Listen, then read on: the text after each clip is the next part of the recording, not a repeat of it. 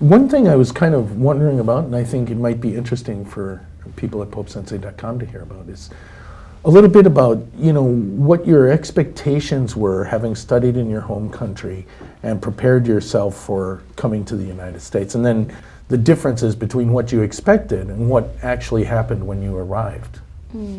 For me, like when I first came to the States, I think the native speakers speed was too fast that I was expected.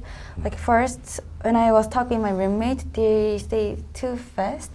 Like compared to Korea, like when I was in Korea, the foreign teacher always speaks slowly, and then in the States, naturally they speak so fast. So that one was really kind of surprised.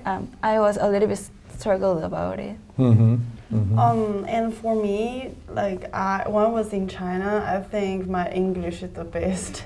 Yeah, actually my best subject is English. But after I actually be here in the United States, then I can communicate to anybody because they speak really fast, and the sentence they're using is so different from what I learned from the textbook. So I was really frustrated at the first time. Yeah, the sentence they're using in the daily life, it's make me what? It's hard. It was hard. For me, it was the conversation that I learned in Japan was so different from what I experienced here, because I learned how are you, fine, thank you, and you in a song when I was in kindergarten, and I thought that was it, and I thought I can do English too. But yeah, I realized that none of that is the conversation, the start of the conversation, pretty much here. People don't say fine, thank you, and you. Yeah, in America, more of a British thing that they say.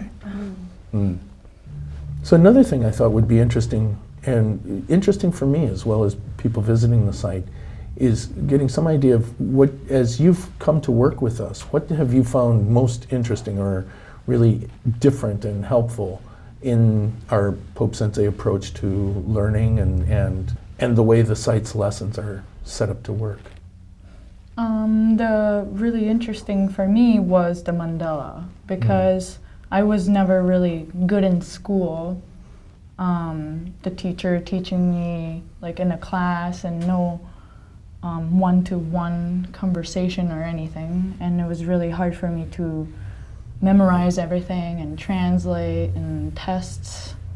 It was really hard, but I found out that wasn't because I was stupid. It was because I had a different intelligence, and now I feel like I can use my intelligence to improve my English. But for me, I think the most interesting and useful things for me is the connecting your mind and your heart. I think that's really useful because when I was studying English in China, the most of the things I did is memorization. I remember a lot of things, so I can get what I remembered from my mind. So I don't think that's what I'm interested in. It's just memorization, and it's kind of difficult sometimes.